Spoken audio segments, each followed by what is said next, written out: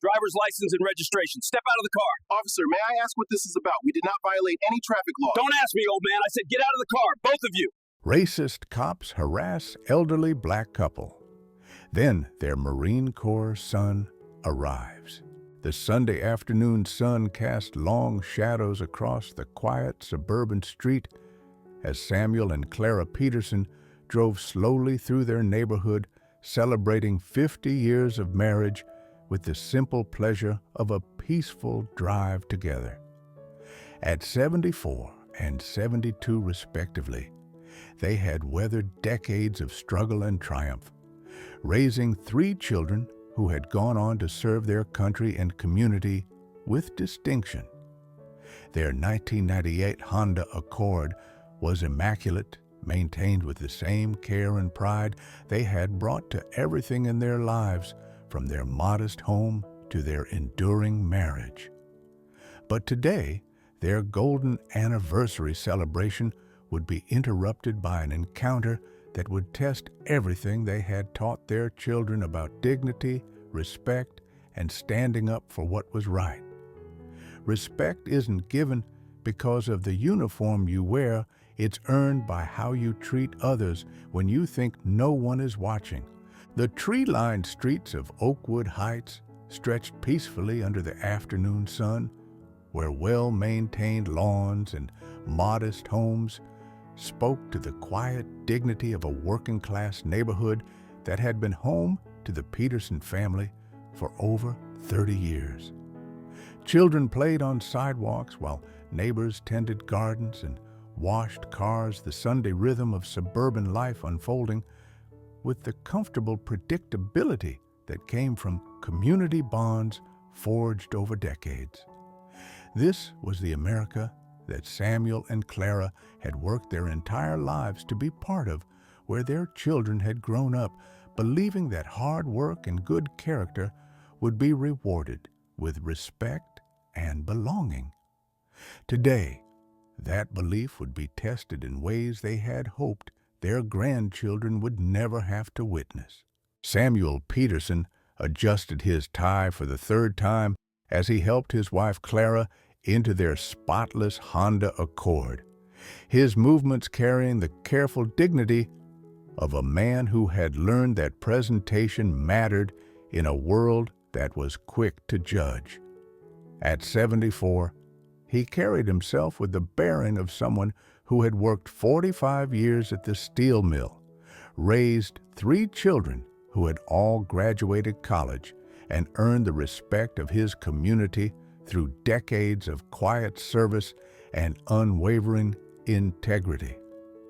His current situation was joyful, celebrating his golden wedding anniversary with the woman who had stood by him through every challenge life had thrown their way.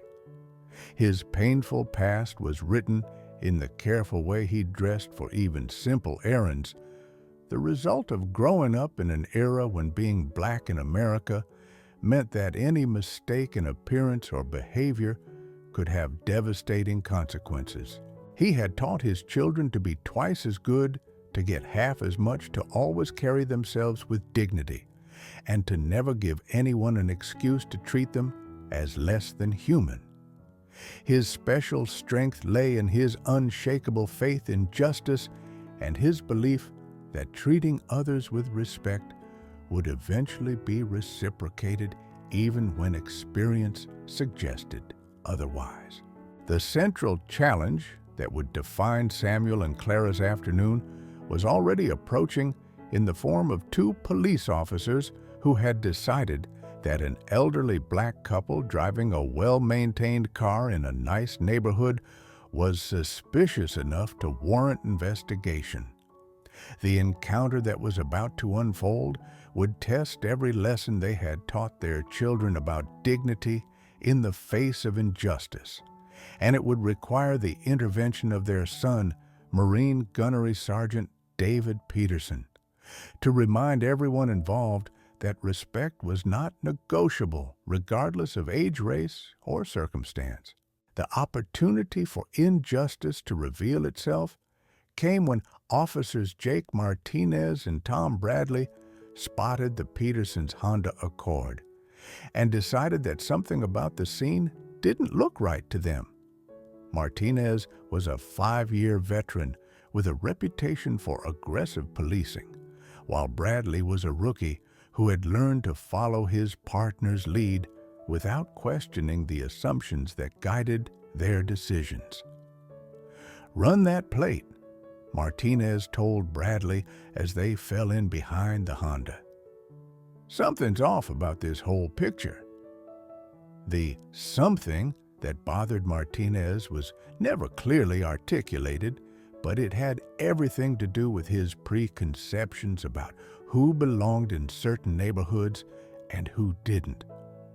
When the plate came back clean registered to Samuel Peterson at the address they were driving toward, Martinez found a different reason to justify the stop. Dispatch shows a similar vehicle, reported stolen 3 counties over. He lied to Bradley, who was too inexperienced to question his partner's judgment. Let's check it out. The decision to activate their lights and pull over the Petersons was based on nothing more than racial profiling disguised as police work. But it would set in motion a confrontation that would expose the ugly reality of how some officers viewed their role in the community they were sworn to protect and serve. The plan that Martinez had in mind was simple intimidation. Use his authority to make the elderly couple uncomfortable, search their vehicle for any excuse to escalate the situation, and demonstrate to his rookie partner how to handle people who didn't know their place. His approach to the driver's side window was deliberately aggressive, his hand resting on his weapon in a gesture designed to intimidate rather than protect. "License and registration," Martinez demanded without preamble, his tone carrying the casual disrespect that he reserved for people he considered beneath his notice. "Step out of the vehicle." Samuel's response was measured and respectful, his voice carrying the careful politeness that had been drilled into him by decades of navigating a world where any sign of defiance could be dangerous. "Officer, may I ask what this is about? We haven't violated any traffic laws." "Don't question me, old man." Martinez snapped, his aggression escalating in response to what he perceived as challenge to his authority. "I said, get out of the car, both of you." Clara's hand found Samuel's arm, her touch conveying both support and the shared understanding that they were facing a situation where their dignity would be tested by someone who had no intention of treating them as human beings deserving of respect. Samuel's first tactical move was to comply with the officer's demands while maintaining his dignity, stepping out of the car with the careful movements of a man who understood that any sudden motion could be misinterpreted as threatening. Clara followed her 72-year-old frame, trembling slightly as she was forced to stand on the sidewalk in front of neighbors who had begun to gather and watch the spectacle. "Empty your pockets," Martinez ordered, his voice carrying the satisfaction of someone who enjoyed exercising power over those who couldn't fight back. "Both of you." The humiliation was deliberate and systematic, forcing an elderly couple to empty their pockets on the hood of their own car while neighbors watched, searching their vehicle without probable cause and treating them like criminals despite having committed no crime.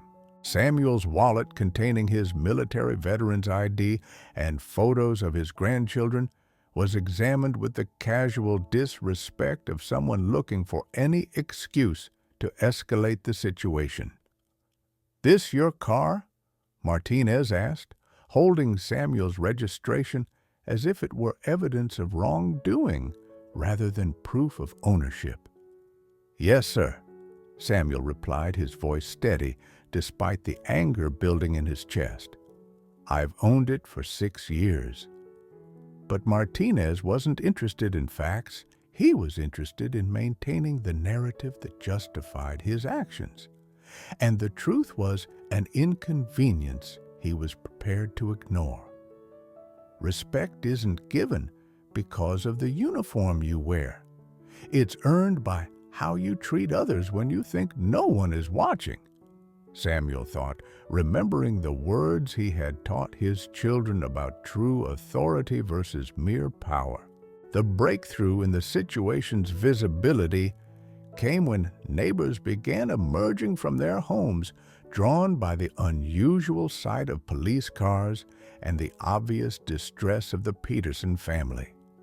Mrs. Johnson, who had lived next door to the Petersons for 20 years, was the first to approach her face, showing the confusion and concern of someone witnessing an injustice she couldn't understand. "Samuel, Clara, what's going on here?" she asked, her voice carrying the authority of someone who had watched the Petersons' children grow up and knew them to be pillars of the community. Martinez's response was immediate and hostile. "Ma'am, step back. This is police business." But Mrs. Johnson wasn't intimidated by his tone. "Police business? These people have lived in this neighborhood longer than you've been alive, officer. What possible reason could you have for treating them like criminals?" The question hung in the air like a challenge, and Martinez realized that his actions were being witnessed by people who knew the Petersons' character and would not be easily convinced that they posed any threat. The presence of witnesses complicated his ability to control the narrative, but it also escalated his aggression as he felt his authority being questioned by civilians who didn't understand their place in the hierarchy he was trying to maintain. The major escalation came when Martinez decided to search the Petersons' vehicle more thoroughly, using the presence of witnesses as justification for demonstrating his authority rather than backing down from a situation that was clearly based on racial profiling. He ordered Bradley to search the trunk while he went through the glove compartment looking for any excuse to justify their actions. "What are you looking for?" Clara asked, her voice trembling with a mixture of fear and indignation. "We've done nothing wrong." "We'll determine that," Martinez replied, his tone suggesting that their guilt was assumed until proven otherwise. "Lot of car thefts in this area lately? Can't be too careful." The lie was transparent to everyone present. Oakwood Heights had one of the lowest crime rates in the city, and everyone knew it. But Martinez was committed to his course of action, and the presence of witnesses only made him more determined to find something that would vindicate his decision to stop them. Samuel watched in growing anger as his personal belongings were scattered across the hood of his car, his anniversary gift to Clara, a small jewelry box, examined as if it were evidence of criminal activity. The systematic humiliation was designed to break his spirit, but it was also awakening something in him that had been dormant for years, the righteous anger of a man who had served his country and community with honor, only to be treated like a criminal in his own neighborhood.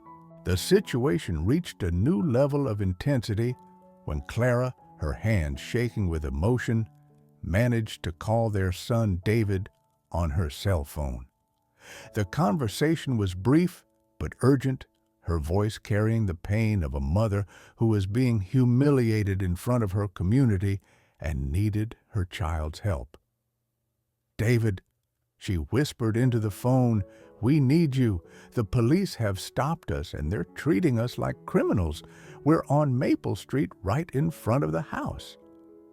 The response on the other end of the line was immediate and decisive. Marine Gunnery Sergeant David Peterson was 20 minutes away at a family barbecue. But his mother's distress cut through everything else like a knife. He had spent 15 years in the Corps, including 3 tours in Afghanistan, and he understood the difference between legitimate law enforcement and abuse of power. "I'm on my way, Mom," he said, his voice carrying the calm authority of someone who had led Marines through combat. "Don't let them intimidate you. You've done nothing wrong, and you have nothing to be ashamed of." The phone call marked a turning point in the confrontation as word began to spread through the military community that one of their own was being disrespected. David's arrival would transform the situation from a simple case of racial profiling into a confrontation between different concepts of honor duty and respect. The transformation of the crowd's mood came as neighbors began to understand that they were witnessing something more than a routine traffic stop. They were seeing a systematic attempt to humiliate people they knew to be good, decent members of their community. The whispers and murmurs grew louder as more people gathered their presence, creating a pressure that Martinez was beginning to feel. "Officer," said Mr. Williams, a retired teacher who had taught all 3 Peterson children, "I've known this family for 30 years. Samuel Peterson is a veteran who worked at the steel mill for 45 years. His son is a Marine. What exactly do you think you're going to find in that car?" The question forced Martinez to confront the reality that his actions were being judged by people who knew the Petersons' character and would not be easily convinced that they posed any threat. But instead of backing down, he doubled down on his authority, his aggression escalating as he felt his control of the situation slipping away. "I don't care if he's a war hero," Martinez snapped. "Right now, he's a suspect in a vehicle theft investigation, and I'll treat him accordingly." The words revealed the depth of his prejudice and his fundamental misunderstanding of what it meant to serve and protect. But they also set the stage for a confrontation that would expose the difference between true authority and mere power. The crisis reached its peak when a black Jeep Wrangler pulled up to the scene with the controlled urgency of someone who understood that every second mattered. Marine Gunnery Sergeant David Peterson emerged from the vehicle in his dress blue uniform, having come directly from a military ceremony, his bearing immediately commanding attention from everyone present. At 35, he carried himself with the quiet authority of someone who had led men through combat and earned their respect through competence rather than intimidation. Martinez's first instinct was to assert his authority over the new arrival, but something in David's bearing made him pause. This wasn't a civilian who could be easily intimidated. This was a professional warrior who understood hierarchy, respect, and the proper use of authority. "Sir," David said, his voice carrying the crisp professionalism of military bearing, "I'm Gunnery Sergeant Peterson, United States Marine Corps. These are my parents. I'd like to know why they're being detained." The introduction was formal, but loaded with implications. David wasn't just identifying himself, he was establishing his credentials as someone who understood both military discipline and civilian rights. Someone who had sworn the same oath to protect and defend that police officers took, but who had actually fulfilled that oath in combat. Martinez's response revealed his fundamental misunderstanding of authority. "This is police business, Marine. Step back and let us do our job." But David had no intention of stepping back while his parents were being humiliated. The confrontation intensified when David stepped closer to Martinez, his movement controlled but unmistakably assertive, the bearing of someone who had faced down enemies in Afghanistan and would not be intimidated by a small-town police officer on a power trip. "Officer," David said, his voice carrying the steel of someone who had earned the right to speak with authority, "I've spent 15 years defending this country and the Constitution you swore to uphold. My parents are 74 and 72 years old. They've lived in this neighborhood for 30 years, and they've never committed a crime in their lives. So I'm going to ask you one more time, what probable cause do you have for this stop?" The question was delivered with the precision of someone who understood both military law and civilian rights, and it forced Martinez to confront the reality that his actions were being scrutinized by someone who couldn't be easily dismissed or intimidated. "We had reports of a stolen vehicle matching this description," Martinez replied, but his voice lacked the confidence it had carried when he was dealing with elderly civilians. "What reports?" David pressed his tone, remaining professional, but carrying an edge that suggested he would not accept evasive answers. "From what agency? What's the case number? When was the vehicle reported stolen?"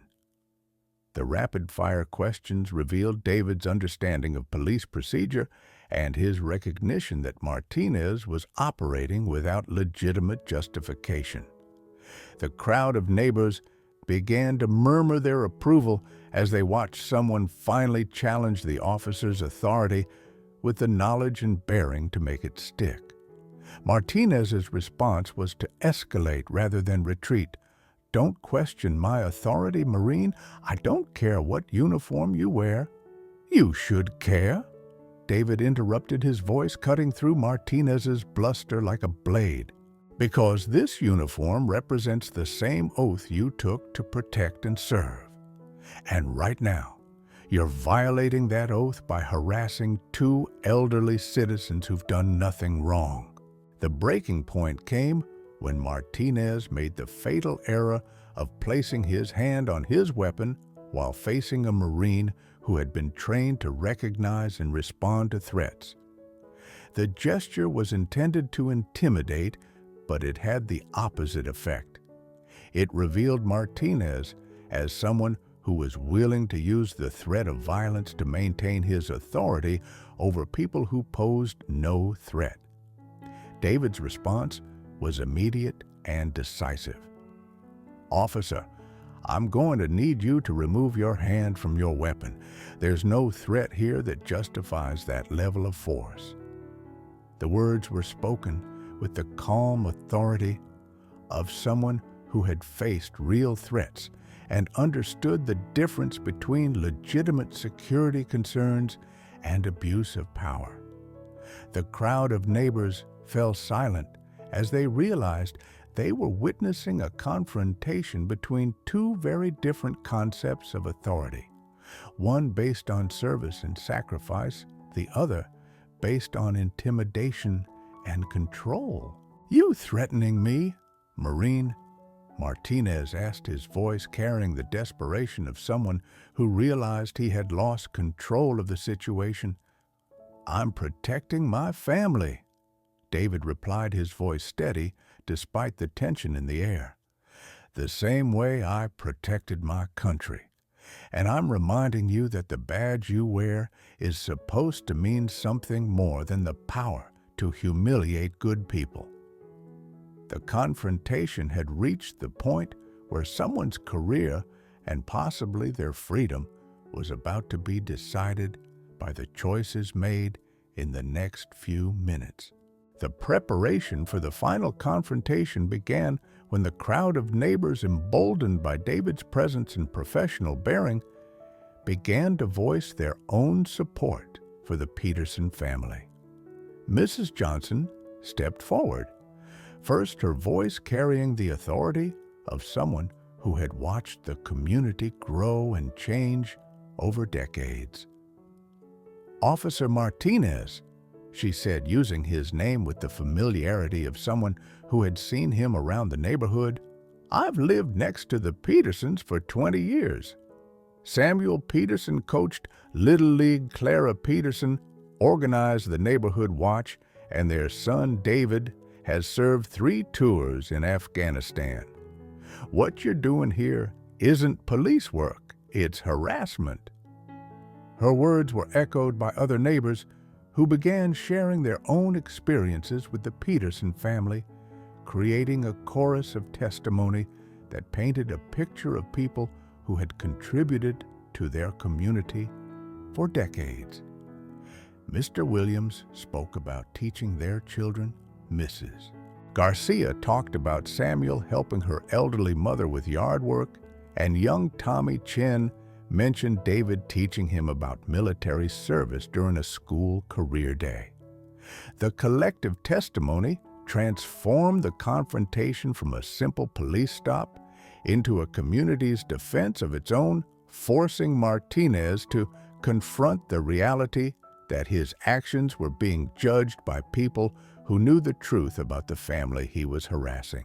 The situation took on new dimensions when additional police units arrived, summoned by Martinez's call for backup, when he realized the situation was spiraling beyond his control. But instead of reinforcing his authority, the arrival of Sergeant Williams, a 20-year veteran who knew the Peterson family's reputation, complicated Martinez's narrative. "What's the situation here, Martinez?" Williams asked, his tone suggesting that he was already skeptical of whatever explanation he was about to receive. "Suspected vehicle theft," Martinez replied, but his voice lacked conviction. "Running a routine check." Williams looked around at the scene, an elderly couple surrounded by supportive neighbors, a Marine in dress blues standing protectively nearby, and a crowd of witnesses who clearly believed an injustice was taking place. His experience told him that this was not a routine traffic stop gone wrong, but a situation that could become a public relations nightmare for the department. The climactic moment came when Sergeant Williams took control of the situation and began asking the questions that Martinez should have asked from the beginning.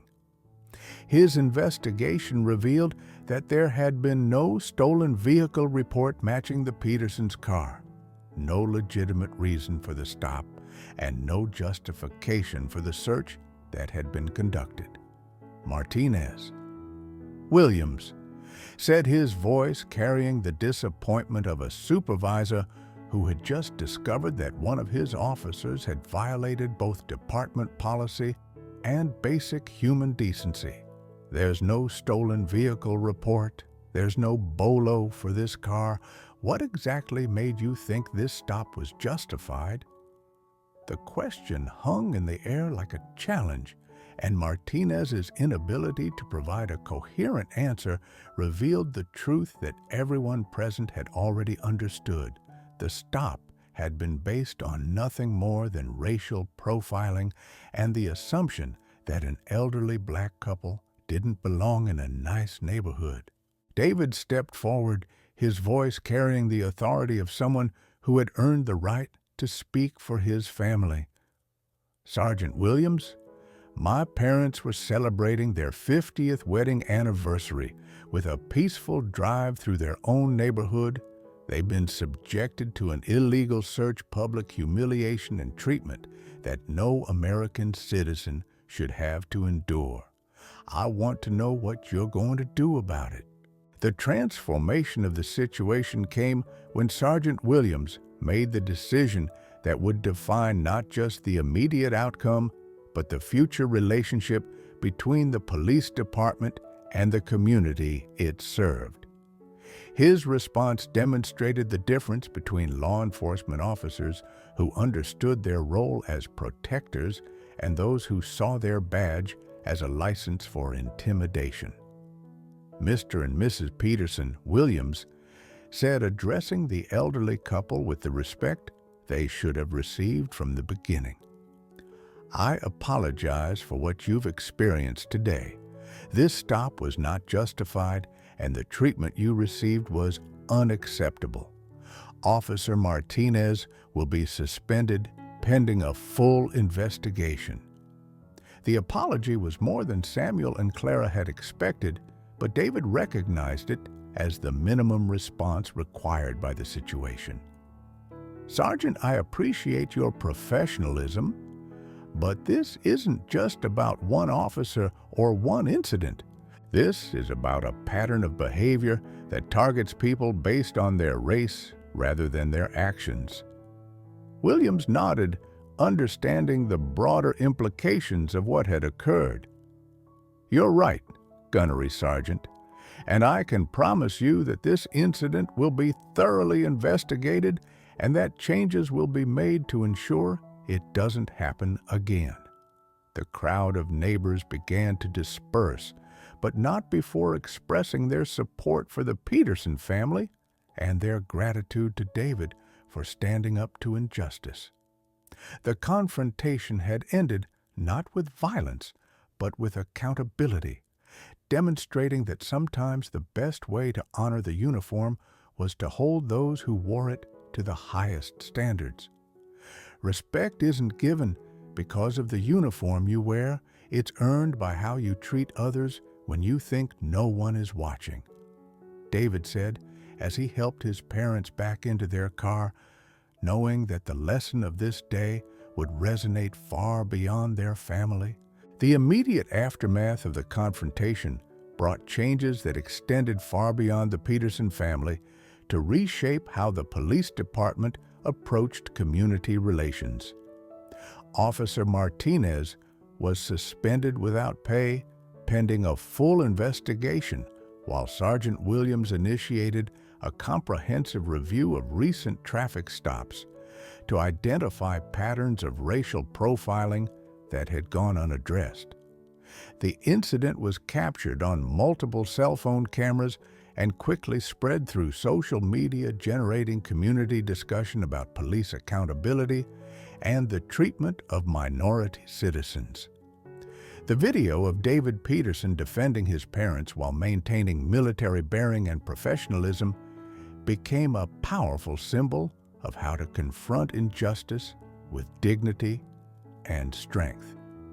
Samuel and Clara Peterson, while shaken by their experience, found themselves surrounded by community support that reinforced their faith in their neighbors and their belief that most people were fundamentally good.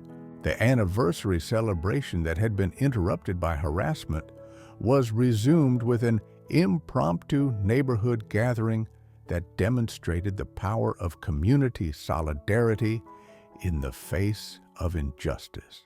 The long-term impact of the Peterson incident extended far beyond individual accountability to create systemic changes in police training and community engagement. The department implemented new protocols for traffic stops, enhanced training on implicit bias, and established a community oversight board that included representatives from all neighborhoods served by the department. David Peterson's response to the situation became a case study in military leadership schools, demonstrating how service members could use their training and bearing to protect civilian rights while maintaining respect for legitimate authority. His example inspired other veterans to become more active in their communities, using their leadership skills to bridge divides between law enforcement and the citizens they served.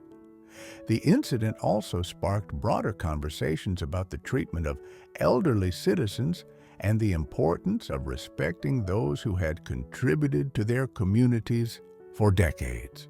Samuel Peterson's 45 years at the steel mill and Clara's volunteer work became symbols of the kind of service that deserved recognition rather than suspicion.